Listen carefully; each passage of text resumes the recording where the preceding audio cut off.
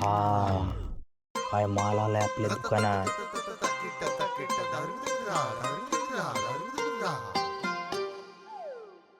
बघू पिशवी आणला होय फोन. अरे कसला आणला, कुठला आणला, कोणता आणला? थांब थांब थांब, आपणच फोडून बघू ना कसा आणलाय ते. काय म्हण पुढ्या, एक नंबर विषय केलाय दादा. दादा तू जर मला संघ घेऊन गेला असता ना तर ह्याच्यापेक्षा भारी फोन घेतला असता आपण. तू मला घेऊन गेला असता ना जगात भारी विषय केला असता. ए जगात भारी गप बस. फोन बघू.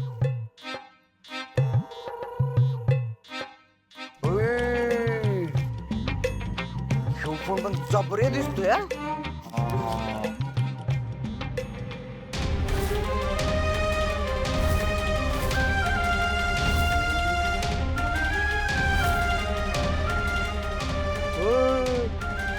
मॉडेल तर एकदम टॉप क्लास आहे, एकदम दादासारखं.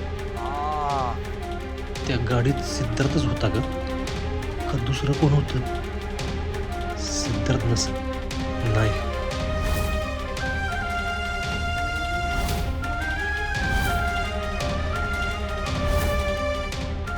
तोच होता. एकदम सिद्धार्थ सारखाच दिसत होता. सिद्धार्थच असणार ते.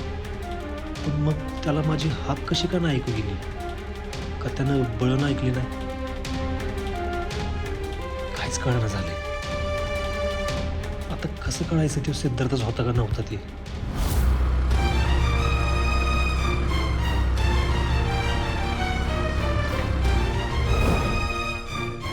गाडीचा नंबर लक्षात आहे माझ्या.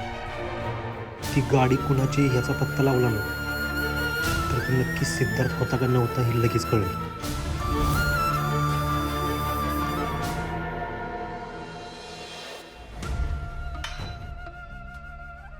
चिरंजीव, आपलं वाळू काढण्याचं काम या पाण्यागत थंड पडलंय. कामाचं जाऊ द्या, तुमची बिगत तशीच झाली. लक्ष कुठे आहे तुमचं? आम्ही नुसतं लक्ष ठेवून काय होणार आहे डॅडी? त्या सरनोबतांना 25% हिस्सा दिल्यापासून आहे ना आवाज वाढलाय त्यांचा. तेव्हापासून आपल्या शब्दाला किंमत कुठं राहील? का तो पट्टेवाला मित्र आहे ना तुमचा? मित्राच्या शब्दाला किंमत नसेल तर उपयोग काय त्या मैत्रीचा? कसला मित्र आणि कसला पट्टा. लग्न मोडल्यापासून पिसाळल्यागत वागते. सगळ्या कामात नाक खुपसते. काम अडकून कसं राहील ना एवढंच ध्यान आहे त्याचं. आपण तरी काय करणार? ते तुळजा दिली आपल्याला अडकून. तिच्यामुळे आणखीन काय काय नुकसान होणार आहे कोणाच?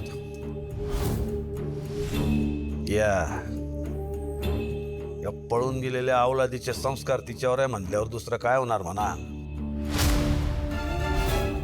असं वाटतं आता जाऊन तिचा. शालनताई, ओ शालनताई. आता माराय कोण ताड माडलं?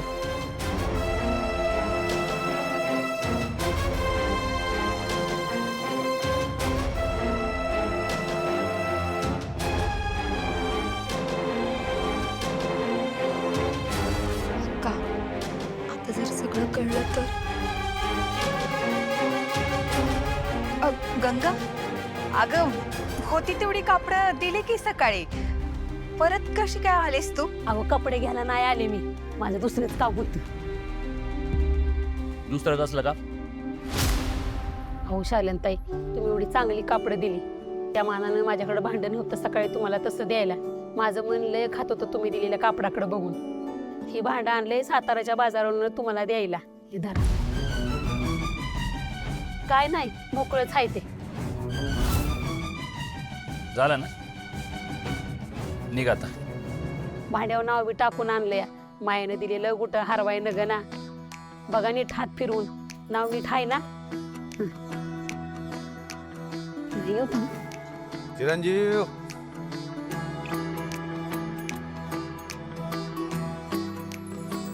या बायकांच्या कामात नाक खुपसून झाला असेल तर त्यापेक्षा काही महत्वाची काम आहेत ती करायची का? चाल.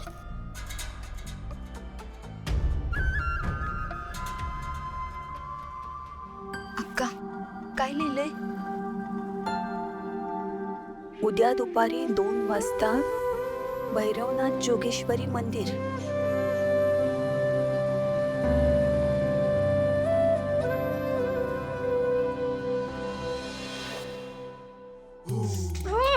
कुठं राहिला दादा? अगं दुकान बिकान बंद करायची काय वेळ आहे की नाही? तुम्हाला ना जरा देर नाही बरं का? मला एक साइड होत आहे, मला काय सुधारणा झालंय. काय एक साइड नाही, दोन्ही साइडला सेम सेम तर की. अगं एक साइड म्हणायचंय तिला. पण मला तर जाम टेन्शन आलंय. दादानं फार महागडा फोन नको आणायला. ए राजू, दादा आल्याला हे आज काय झालंय त्याला? दादा बिचारा एवढा आनंदाने फोन घेऊन येतात आणि ही त्याला आज पण त्याच्या आजच्या आनंदावर पाणी फिरून टाकतं. गप्पा बस तू. ए दादा आला, दादा आला. फक्त दादा नाही आला, आपला फोन सोबत घेऊन आला.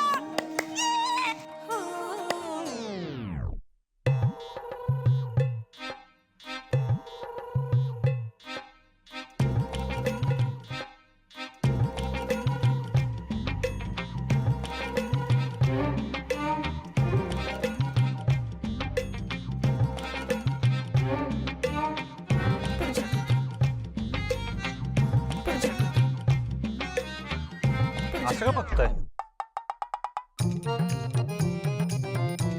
दादा कुठे? कोण कुठे? ते तू आणणार होता ना आज घरात. मी? हा, तो महिन्याचा किराणा माल ना? अगं विसरलोच तुम्ही. अरे ते नाही, दुसरं काय विसरलास का? दुसरं काय? मोबाईल. अरे मोबाईल आणायचा होता नाही का? आता काय झालं, दुकानातलं काम होतं ना, त्यामुळे लक्षातच नाही राहिलं. मी काम करतो, उद्या आणतो. हा, आज काय आणि उद्या काय असं बी एका दिवसाने कायच फरक पडणार आहे ना. तीच की. दादा हं? फक्त ते उद्या नक्की आला. नक्की आणतो बाळ. ए चांडा चौकड्यांनो, तुम्ही एखादी गोष्ट मला आणायला सांगितली आणि ती मी आणली ना, असं कधी होईल का? कधीच नाही. मग आत्ता तरी कसं होईल?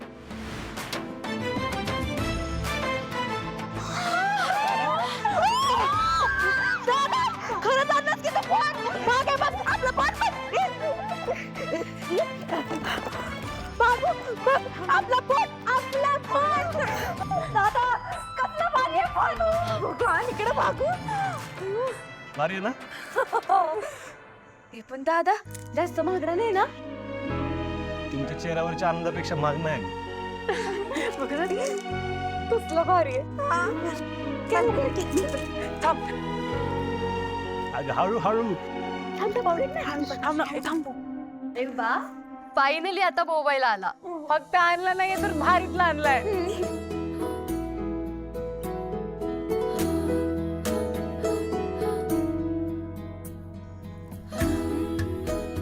सूर्या, पाहिलंस एका छोट्याशा गोष्टीने किती निर्मळ आनंद झळकतोय त्यांच्या चेहऱ्यावर. किती खुश आहेत त्या. आणि तो सुद्धा तुझ्यामध्ये बदल घडवून आणलास, दिलेला शब्द पाळलास. तुझ्यासारखे बदल घडवून आणणारी माणसं खूप कमी आहेत रे. जवळ तुझ्यासारखी बदल घडवणारी माणसं आहेत ना, तर माझ्यासारखी बदल स्वीकारणारी माणसं पण तयार होती. दादा कसला जबराट फोन आणलाय रे. बघू बघ, मी चवळीच्या शेंगेसारखी बारीक दिसते. आयो, मला तर वाटतं दादाने ना मग बिघडलेलाच फोन आणलाय.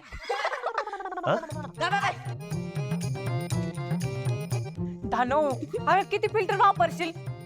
आणि नवीन फोन मध्ये काय तुझ्या एकटीचेच फोटो काढायचे का? बघ की. एक काम कर, नवीन फोन मध्ये ना आपल्या सगळ्यांचा एक सेल्फी होऊन जाऊ दे. चल चल आता तू इथे. मी नको मी नको, तुम्ही काढा काय ते सेल्फी का काय काढ. चल की, वहिनी, ये तू पण चल. इकडे थांब, इकडे थांब. दादा जर खाली वाग बघू, तू येत नाहीयेस. एवढे मोठे आहेस. दादा एक काम कर, तूच काढशील. अगं नाही मला नाही जमत भागे अगं नको अगं नको अगं जमणार सगळं जमणार ये इकडे अगं पकड कॅमेरा ऑलरेडी उघडलाय इकडे वरती पकड थोडं अँगल बघ आता सगळी यायला पाहिजे थोडं असं कर असं थोडं मागे घे दोन्ही हाताने नाही फक्त त्या हातानं आता फक्त असं तोंड करायचं असं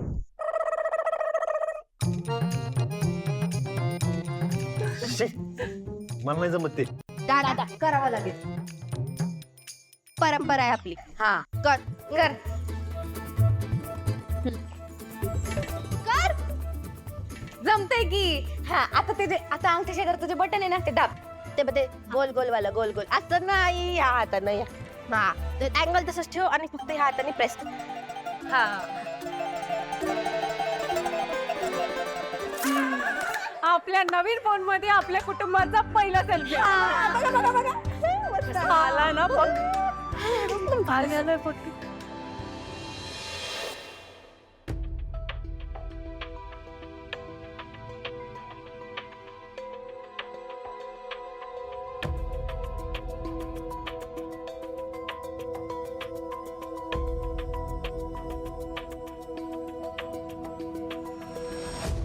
दादा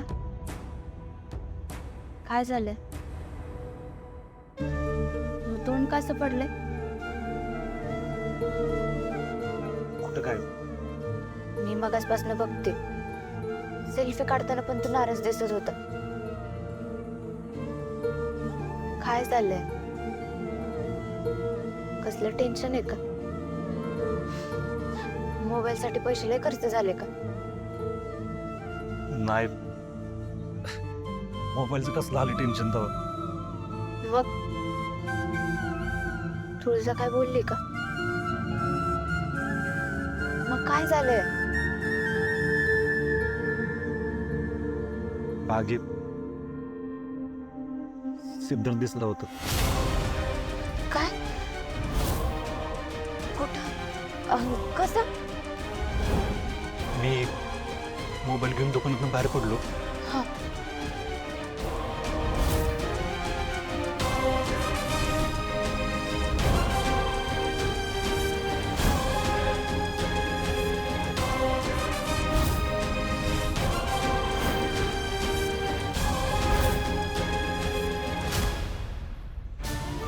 मला हे सगळं तुझं सांगितलं पाहिजे बागे नाही दादा का नाही नको जोपर्यंत तो सिद्धार्थच होता ह्याची खात्री तुला पटत नाही ना तोपर्यंत नको सांगू तिला लय टेन्शन येईल इतक्या जवळ असून पण फोन करायला झालाय तो असा विचार करत बसत तिची आणखीन घुसमट वाढत आपल्यात राहून ती जरा खुश दिसते पण त्याच्या आठवणीनं परत उदास होईल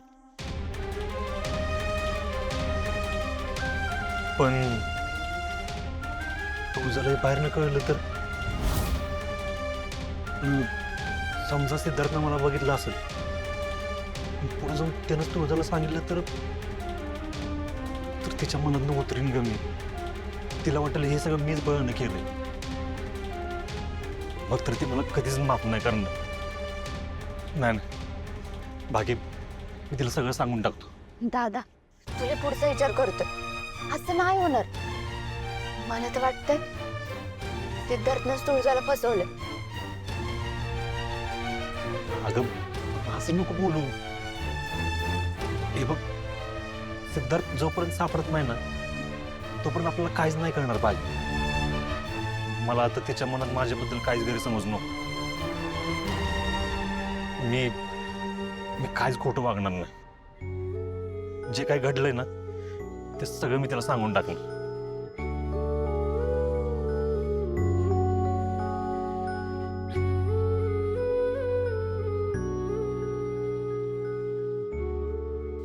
आता कोणाचा फोन आलाय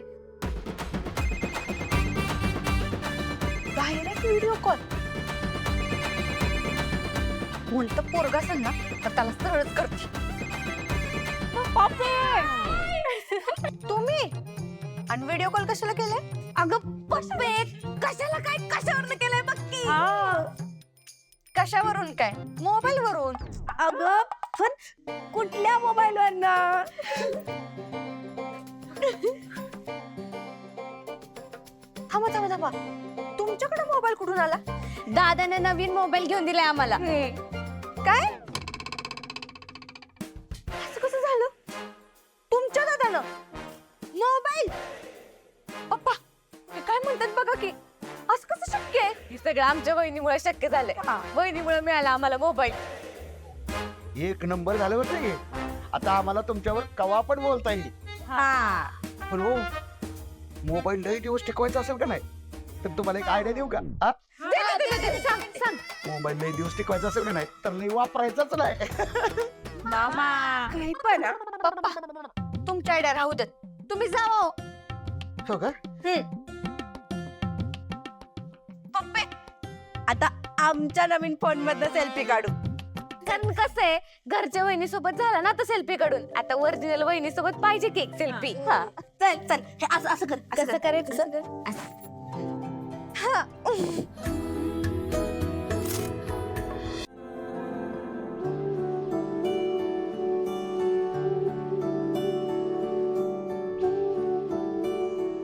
तुळजा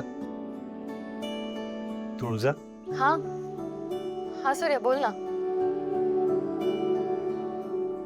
लई दिवसांनी तुझ्या चेहऱ्यावर आनंद बघितला. अशीच असत राह. तुझ्यामुळेच तर आलंय हे हसू.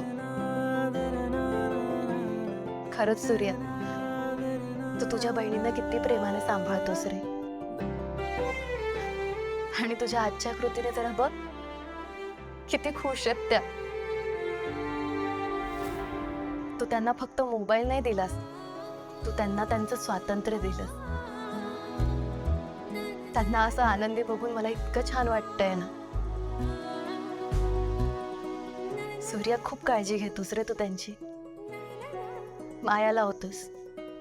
प्रत्येक बहिणीला अगदी तळ हातावरच्या फोडासारखं जपतो. सूर्या, तू एक भाऊ म्हणूनच नाही, तर एक माणूस म्हणून एक खूप मोठा आहेस. लाखात एक आहेस. नाही ग, एवढं पण काय भारी नाही मी. पण हे सगळं बघून तर मला खूप भारी वाटतंय.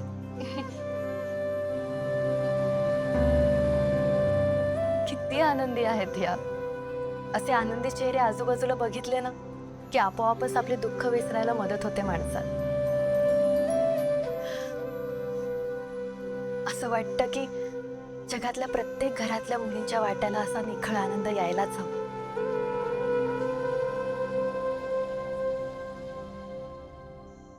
भाग्या बरोबर बोलत होती. तुळजाला आत्ताच सांगून तिच्या चेहऱ्यावरचा आनंद हिरावून नको घ्यायला. मला आधी सिद्धार्थचा व्यवस्थित पत्ता काढायला पाहिजे. या सगळ्याचा सोक्षमोक्ष लावलं पाहिजे आणि मगच तुळजाला सांगायला पाहिजे.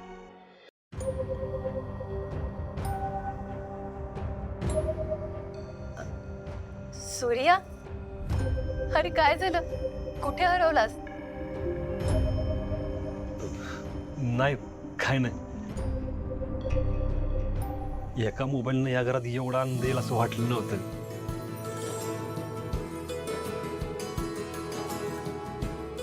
पोरींच्या चेहऱ्यावरचा आनंद बघून लय भारी वाटतंय. मग त्यांना उगाच कावण्यापेक्षा मायेनं कुरवाळलं पाहिजे. हे तुझ्यामुळं कळलं मला. थँक्यू बरं का. माय प्लेजर.